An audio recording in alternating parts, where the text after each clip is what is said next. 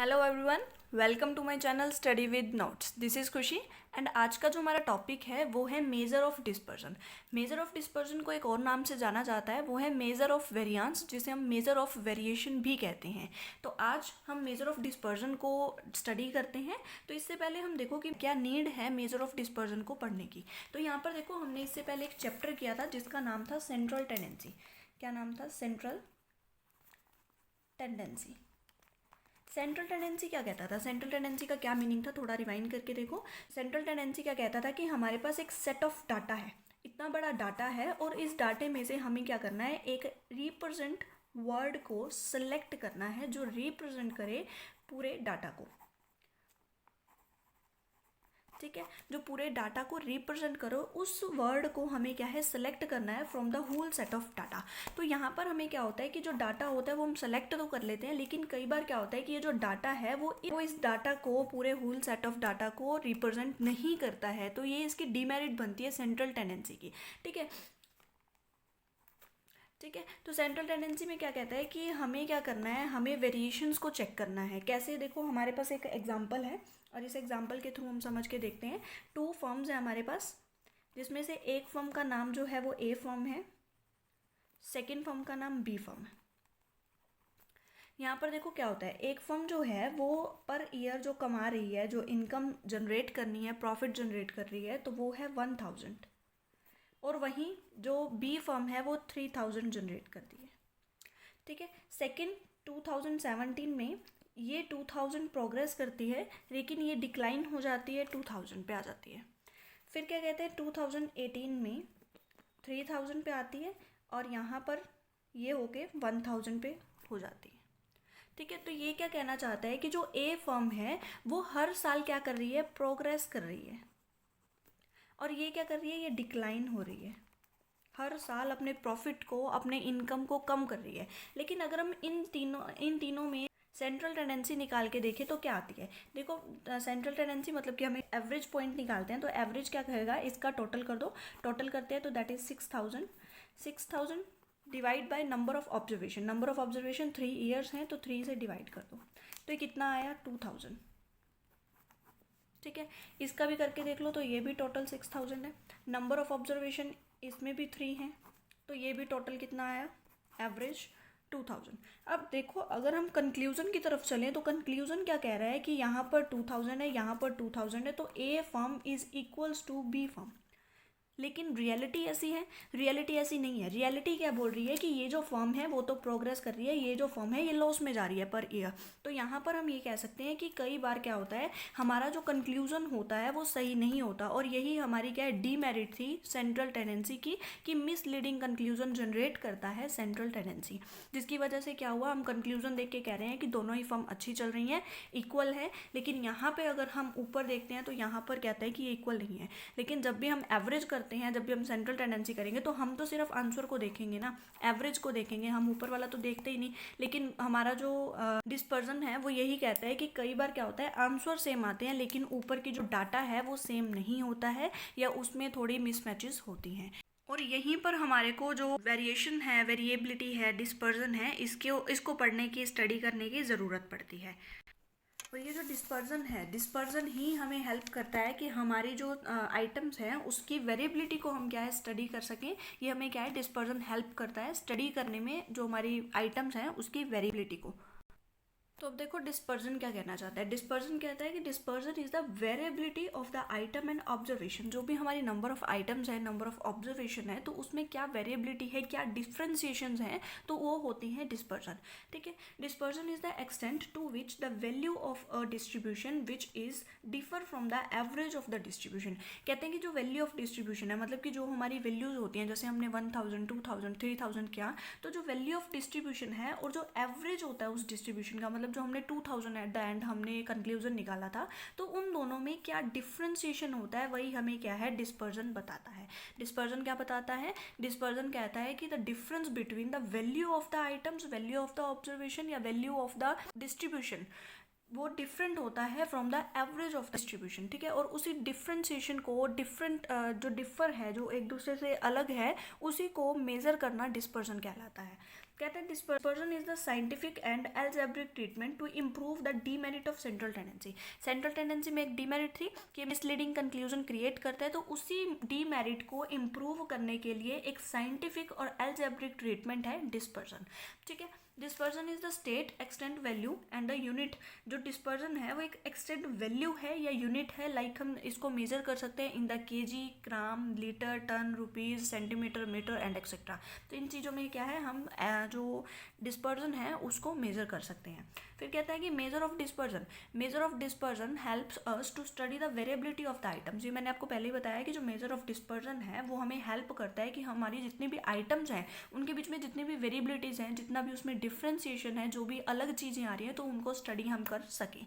ठीक है, उसके बाद क्या कहता है, dispersion is a measure of the variation of the item according to Bowley. Bowley क्या बोलता है कि जो डिस्पर्जन है इज द मेजर, वो एक इस तरीके का मेजर है जिससे हम आइटम्स को क्या है उसकी वेरिएशंस को मेजर कर सकते हैं। ओके, देन हम क्या करते हैं, मीनिंग करते हैं डिस्पर्जन का। जो मीनिंग है, डिस्पर्जन को दो तरीकों से जो बांटा जाता है। तो डिस्पर्जन का फर्स्ट मीनिंग क्या कहता है कि dispersion refers to the variation of the item among themselves. अब जो वेरिएशंस हैं, वेरिएशन किसमें, उनकी खुद की ऑब्जर्वेशंस में। देखो हमारी नंबर ऑफ आइटम्स होती हैं, जैसे मैंने यहाँ पर एक एग्जांपल लिया है, तो यहाँ पर क्या कहता है कि नंबर ऑफ आइटम्स हैं, तो यहाँ पर 5 5 5 5 एंड 5, मैंने 5 बार 5 ही लिखा है। तो यहाँ पर देखो इनके बीच का डिफरेंस क्या कहलाता है, इसको बोलते हैं हम फर्स्ट टाइप का जो हमारा डिस्पर्जन होता है। तो इसमें देखो 5 5, इन दोनों के बीच में कितना डिफरेंस है, कोई भी डिफरेंस नहीं है, तो इसे हम बोलते हैं नो वेरिएशन। तो डिस्पर्जन भी नहीं होगा जब उन दोनों के बीच में डिफ्रेंसिएशन ही नहीं है, कोई चेंजेस ही नहीं है, तो हम बोलेंगे कि उसमें डिस्पर्जन भी नहीं है। तो इसी तरीके से dispersion refers to the variations of the item among themselves, उनके बीच का कितना वेरिएशन है, कितना उनमें डिफरेंस है, तो उसे हम बोलेंगे dispersion from the first sense. ठीक है, if the value of all item in a series is same, अगर वैल्यू ऑफ ऑल आइटम, इन सभी आइटम्स की जो वैल्यू है वो सेम है, 5 5 5 एंड 5, तो ये क्या कह रहा है कि अगर वो सेम होता है तो उनके अंदर कोई भी वेरिएशंस नहीं होती। अगर वेरिएशन नहीं होगी तो डिस्पर्जन भी नहीं होगा। ठीक है, तो उसी तरीके से अगर इनके बीच में वेरिएशन नहीं है तो डिस्पर्जन भी नहीं है। लेकिन क्या कहता है कि if the greater the variation among the different item, अगर इनके बीच में एक आइटम से दूसरे आइटम के बीच में बहुत ज़्यादा अगर ग्रेटर वेरिएशन है तो ग्रेटर क्या होगा, डिस्पर्जन होगा। ज़्यादा वेरिएशन तो ज़्यादा हमारी डिस्पर्जन होगा, कम वेरिएशन होगा तो कम ही डिस्पर्जन होगा।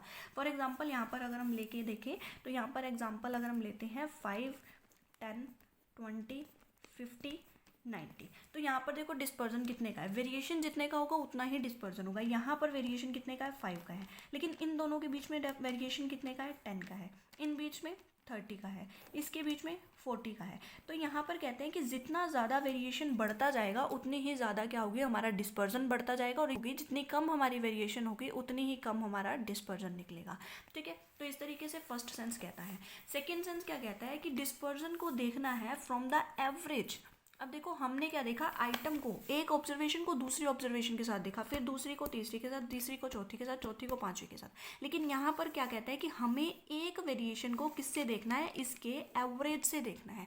एवरेज, जैसे कि हमने यहाँ पर एक एग्जाम्पल किया था, देखो एग्जाम्पल क्या कहता है कि 1000 2000 3000 और एवरेज क्या निकला 2000। अब क्या कहता है कि इस एवरेज का उसके first number of first observation से कितना वेरिएशन है। जैसे कि यहाँ पर 2000 है, 1000 है, तो 1000 का वेरिएशन आया, तो वेरिएशन अगर 1000 का है तो डिस्पर्जन भी उतना ही है। फिर कहते हैं 2000 और इसको अगर हम सेकेंड से करें तो 2000, यहाँ पर क्या है 0, तो यहाँ पर कोई भी वेरिएशन नहीं है तो कोई भी डिस्पर्जन भी नहीं है। तो यहाँ पर 2000, यहाँ पर 3000, यहाँ पर भी क्या है 1000 की वेरिएशन है तो 1000 का डिस्पर्जन होगा। ठीक है, तो जितनी ज़्यादा वेरिएशन होगा उतनी ही ज़्यादा डिस्पर्जन होगा। लेकिन डिफरेंस ये है, यहाँ पर एक ऑब्जर्वेशन को दूसरे ऑब्जर्वेशन के साथ देखते हैं, लेकिन यहाँ पर एक एवरेज को सभी ऑब्जर्वेशन के साथ, सभी आइटम्स के साथ देखा जाता है, उसकी वेरिएशंस को देखा जाता है। Dispersion refers to the variation of the item around an average, मतलब कि एक एवरेज का उसकी आइटम के साथ क्या वेरिएशंस है उसको हम डिस्पर्जन कहते हैं अकॉर्डिंग टू सेकेंड सेंस। ठीक है, फिर क्या कहता है, if the difference between the value of the item and average is high, अगर इन दोनों के बीच का जो डिफरेंस है, अगर डिफरेंस जो है वो ज़्यादा है, अगर हाई है, तो उसी अकॉर्डिंग डिस्पर्जन होगा वो भी हाई होगा। ठीक है, अगर क्या कहता है कि value of the item and average के बीच में अगर जो डिफरेंस है वो हाई होगा तो उसी अकॉर्डिंग जो हमारा डिस्पर्जन है वो भी हाई होगा। फिर क्या कहता है कि difference between the value of item and average is low, अगर उन दोनों के बीच का जो डिफरेंस है वो कम होगा तो हमारा डिस्पर्जन भी क्या होगा, लो होगा। ठीक है, तो इस तरीके से हम एक और इसका मीनिंग बना सकते हैं। तो क्या मीनिंग कहते हैं कि thus dispersion is defined as scatteredness or spreadness of the individual item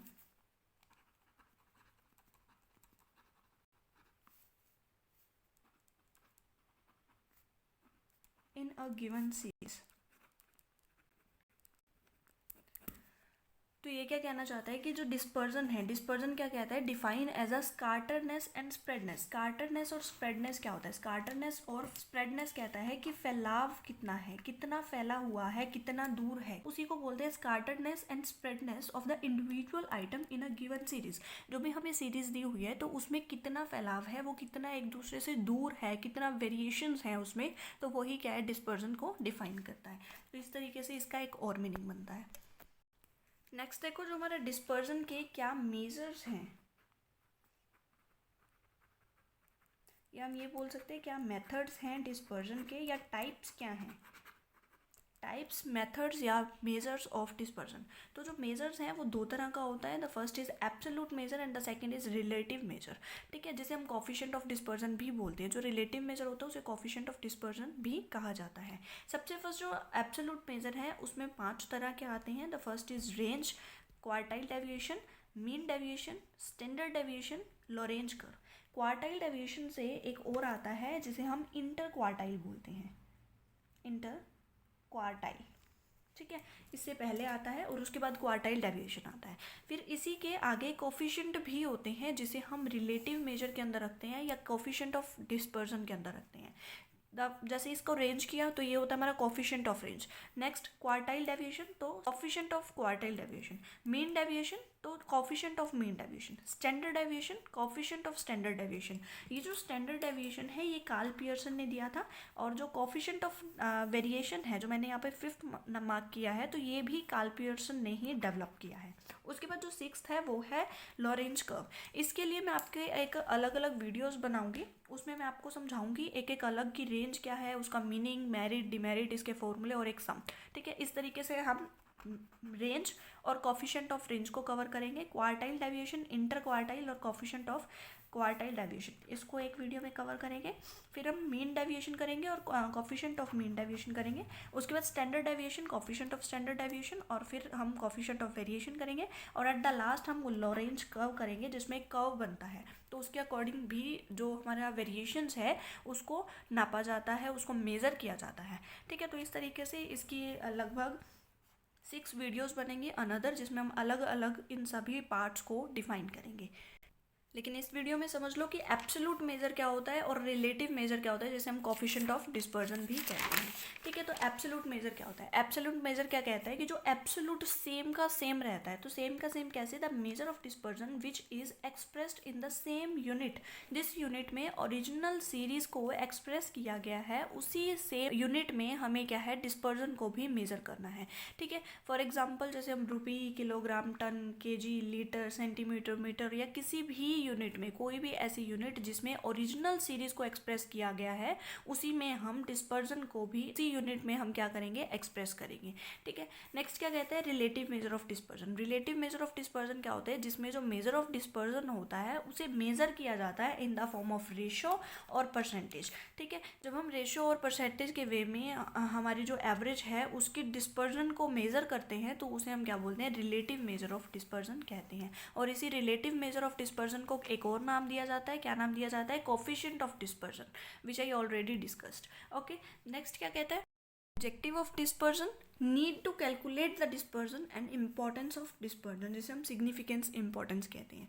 तो यहाँ पर देखो कि डिस्पर्जन को करने के क्या ऑब्जेक्टिव है, क्यों हम डिस्पर्जन कर रहे हैं। द फर्स्ट ऑब्जेक्टिव है कि हमें क्या करना है, हमें वेरिएशंस को फाइंड आउट करना है। ठीक है, तो इसलिए हम डिस्पर्जन करते हैं। नीड क्या है, कैलकुलेट करने की, ताकि हम रिलायबिलिटी को देख सकें कि हमारा जो डाटा है वो रिलायबल है या नहीं है, हम उस पर विश्वास कर सकते हैं नहीं कर सकते, या हमारा जो डाटा है वो अच्छे से रिप्रेजेंटेटिव जो वर्ड है उसको को डिस्क्राइब कर रहा है या नहीं कर रहा, रिप्रेजेंटेटिव डाटा है या नहीं है। इंपॉर्टेंस ऑफ डिस्पर्जन, तो ये तीनों चीज़ें अब क्या है हम डिटेल में स्टडी करते हैं। देखो फर्स्ट क्या कहता है कि हेल्पफुल इन स्टैटिकल इन्वेस्टिगेशन। जब भी कोई स्टैटिकल इन्वेस्टिगेशन की जाती है तो उसमें डिस्पर्जन देखा जाता है कि आपका जो भी एवरेज निकला है क्या वो सही है, रिलायबल है। तो स्टैटिकल इन्वेस्टिगेशन में हमें क्या है बहुत ज़रूरत पड़ती है डिस्पर्जन को स्टडी करने की। जो भी हमारे आइटम्स हैं, ऑब्जर्वेशंस हैं और जो हमारा एवरेज निकला है उनके बीच में हमें वेरिएबिलिटी को चेक करना होता है इन्वेस्टिगेशन में। फिर क्या कहता है कि to determine the reliability of an average, average की जो रिलायबिलिटी होती है उसको चेक करने के लिए, डिटरमाइन करने के लिए हमें क्या है मेजर ऑफ डिस्पर्जन की हेल्प लेनी पड़ती है, या मेजर ऑफ डिस्पर्जन हेल्प करता है हमें रिलायबिलिटी को चेक करने में, डिटरमाइन करने में। तो इसमें देखो क्या कहते हैं डिस्पर्जन और जो वेरिएशंस होते हैं अगर वो स्मॉल होंगे या लो होंगे, या हम ये बोल सकते हैं जो एवरेज होता है वो क्लोज रिप्रेजेंट करेगा इंडिविजुअल वैल्यू से। जब वो क्लोज होते हैं, जब वेरिएशन स्लो होगा, कम होगा, स्मॉल होगा, तो यहाँ पर क्या बोलेंगे जो रिलायबिलिटी होगी हम उस डाटा पे बहुत ईजिली रिलायबल कर सकते हैं, तो इसलिए रिलायबिलिटी हाई होगी। फिर क्या कहते हैं कि अगर डिस्पर्जन और वेरिएशंस हाई होंगे, लार्ज होंगे, जब डिस्पर्जन ज़्यादा है, बहुत ज़्यादा डिफरेंस है हमारे एवरेज और इंडिविजुअल आइटम में, तो क्या होगा हमारी जो रिलायबिलिटी है वो लो हो जाएगी। नेक्स्ट क्या कहते हैं कि helpful in comparing the variability of 2 और मोर देन 2 सीरीज। जब 2 और 2 से ज़्यादा सीरीज को हमें कंपेयर करना होता है तो उसमें जो मेजर ऑफ डिस्पर्जन है वो हमें हेल्प करता है। नेक्स्ट क्या कहता है कि helpful in determine the uniformity, consistency, regularity of 2 और मोर देन 2 सीरीज। जब क्या कहते हैं 2 या 2 से ज़्यादा जो सीरीज़ होती हैं उसके अंदर हमें डिटरमाइन करनी है यूनिफॉर्मिलिटी या फिर कंसिस्टेंसी या फिर रेगुलरिटी को हमें क्या है डिटरमाइन करना है, तो हमारा जो मेजर ऑफ डिस्पर्जन है वो हमें हेल्प करता है इसको डिटरमाइन करने में। ठीक है, जैसे कि हाई डिग्री ऑफ वेरिएशंस होंगे या हाई डिग्री ऑफ डिस्पर्जन होगा तो जो हमारी यूनिफॉर्मिलिटी होगी, कंसिस्टेंसी होगी, रेगुलरिटी होगी वो लेस होगी। और ऑन द कंट्रेरी अगर हम बात करें कि जब हमारे वेरिएशंस कम होंगे, डिस्पर्जन कम होगा, तो हमारा जो यूनिफॉर्मिटी होगी और कंसिस्टेंसी होगी, रेगुलरिटी होगी, तो वो क्या होगी ज़्यादा होगी। ठीक है, तो इस तरीके से ये किया जाता है। नेक्स्ट हमारा पॉइंट देखो क्या कहता है कि capability of the further algebraic treatment. अब देखो हमने ऊपर एक पॉइंट किया था, क्या पॉइंट था फर्स्ट कि ये क्या है हेल्पफुल करता है इन द स्टैटिकल इन्वेस्टिगेशन। अब बहुत सारे इन्वेस्टिगेशन में अगर डिस्पर्जन जो है वो हमारी हेल्प करता है तो इससे साफ क्लियर है कि डिस्पर्जन का आगे भी बहुत यूज़ होता है। तो उसी तरीके से कहता है कि further algebraic treatment, further mathematical treatment dispersion से कर सकते हैं। ठीक है, तो कैसे कर सकते हैं, जैसे कि हमारा जो कोरिलेशन होता है, रिग्रेशन होता है, या हाइपोथेसिस की जब टेस्टिंग की जाती है तो हम क्या है डिस्पर्जन को बहुत ही इंपॉर्टेंट और हेल्पफुल मेजर की तरह अपनाते हैं। तो यहाँ पर इसी तरीके से कहते हैं कि जो क्या है इसकी कैपेबिलिटी है, ये बहुत ही सक्षम है कि इससे क्या है हम further algebraic treatment, further mathematical treatments क्या है कर सकते हैं। फिर नेक्स्ट क्या कहते हैं कि dispersion is the basis of statistical quality control. अब यहाँ पर भी वही बात आ गई कि statistical quality control, statistical quality control भी तभी है जब क्या है हम फर्दर एल्जेब्रिक ट्रीटमेंट कर रहे हैं। तो स्टैटिकल क्वालिटी कंट्रोल आने वाले चैप्टर्स में हम करेंगे कि स्टैटिकल क्वालिटी कंट्रोल क्या होता है। तो जो मेजर ऑफ डिस्पर्जन होता है वो बेसिस होता है स्टैटिकल क्वालिटी कंट्रोल का। क्योंकि यहाँ पर देखो स्टैटिकल क्वालिटी कंट्रोल में क्या होता है कि जो मैनेजमेंट है वो क्या करती है प्रोडक्ट्स को मैन्युफैक्चर करती है। जब प्रोडक्ट्स को मैन्युफैक्चर करती है तो अपना ये एक तरीके से टारगेट अज्यूम करके चलते हैं कि हमें इस क्वालिटी का जो प्रोडक्ट है वो बनाना है। लेकिन जब वो एट द एंड अपने प्रोडक्ट को देखते हैं कि हमारा प्रोडक्ट ऐसा बना, तो इसमें जब इसको इसके साथ कंपेयर करते हैं तब उन्हें पता चलता है कि उनकी क्वालिटी अच्छी आई या नहीं आई। जब भी कंपेयर करते हैं तो उन्हें क्या मिलता है, उन्हें डिस्पर्जन देखने को मिलता है। डिस्पर्जन मतलब कि उन्हें कुछ वेरिएशंस देखने को मिलते हैं कि जो उन्होंने प्रोडक्ट सोचा था और जो रियल में बन के तैयार हुआ तो उसमें कुछ या तो डिफेक्ट है या फिर उनकी अकॉर्डिंग टू क्वालिटी नहीं बना है, सुटेबल नहीं है। तो ये क्या करते हैं इस टाइम पे वो कुछ ऐसे सुटेबल मेजर्स लेते हैं, कुछ इंपॉर्टेंट मेजर लिए जाते हैं ताकि जो क्वालिटी है उसको कंट्रोल किया जा सके और जो वेरिएशंस के कारण होते हैं, जो डिस्पर्जन के कारण होते हैं उसको रिड्यूस किया जा सके और इसकी जो क्वालिटी है प्रोडक्ट की उसे इम्प्रूव किया जा सके। तो इस तरीके से मैनेजमेंट भी क्या करती है, क्वालिटी, स्टैटिकल क्वालिटी कंट्रोल करती है with the help of dispersion. Dispersion को देखती है, कोज ढूंढती है और उसके बाद क्या है उस डिस्पर्जन को रिड्यूस करती है और अपने जो प्रोडक्ट है उसकी क्वालिटी को इम्प्रूव करती है। तो नेक्स्ट को क्या कहता है, नेक्स्ट कहता है कि मेरिट्स क्या हैं डिस्पर्जन की, डिस्पर्जन की मेरिट्स क्या है या फिर प्रॉपर्टीज़ क्या हैं गुड मेज़र ऑफ डिस्पर्जन की। तो एक अगर हमें डिस्पर्जन है उसको अच्छे तरीके से मेज़र करना है तो हमें किन चीज़ों का ध्यान रखना होगा, क्या एसेंशियल्स हैं for the good measure of dispersion, या फिर इसकी जो डिस्पर्जन है उसकी मेरिट्स क्या होती हैं, उसके गुण क्या हैं या उसमें खूबियाँ क्या हैं। तो फर्स्ट क्या कहता है, it should be easy to understand. जो हमारा डिस्पर्जन है वो ईजी होना चाहिए समझने में, डिफ़िकल्ट नहीं होना चाहिए या फिर किसी तरीके का मिसलीडिंग कंक्लूजन को क्रिएट ना करे। ठीक है, तो उस तरीके से अच्छा होना चाहिए, ईजी टू अंडरस्टैंड होना चाहिए, सिंपल टू कैलकुलेट होना चाहिए, उसे कंप्यूट करना उसे कैलकुलेट करना ईजी होना चाहिए, सिंपल होना चाहिए, बेस्ड ऑन ऑल ऑब्जर्वेशन। जो हमारा जो डिस्पर्जन होता है वो बेस होना चाहिए पूरी हर एक टाइप की आइटम पे। अगर वो हर एक टाइप की आइटम पे बेस नहीं है तो डिस्पर्जन जो है वो अच्छा रिलायबल नहीं होगा, उसमें रिलायबिलिटी नहीं होगी, तो ये गुड मेजर नहीं कहलाएगा। फिर नेक्स्ट क्या कहते हैं कि should not be duly unaffect by the extreme values. Extreme values क्या होती हैं? एक्सट्रीम वैल्यूज़ जब मैंने आपको अर्थमेटिक मीन करवाया था तो उसमें बताया था कि एक्सट्रीम वैल्यूज़ क्या होती हैं। एक एक्स्ट्रा ऑर्डिनरी आइटम जो हमारा एवरेज निकलता है उसको बहुत बुरे तरीके से इफेक्ट करती है। तो इसलिए कहते हैं कि कुछ ऐसी एक्सट्रीम वैल्यूज़ नहीं होनी चाहिए जो अफेक्ट करें हमारे डिस्पर्जन को।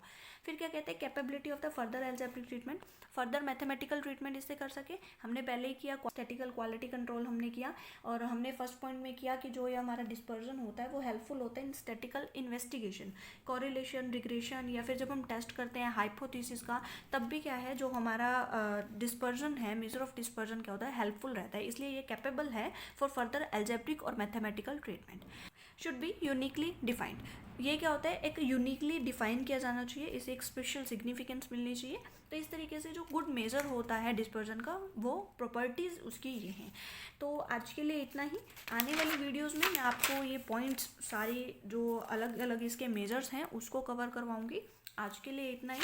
अगर आपको मेरी वीडियो पसंद आई है तो like my video, share this video and also subscribe to my channel, and thank you so much for listen me very carefully.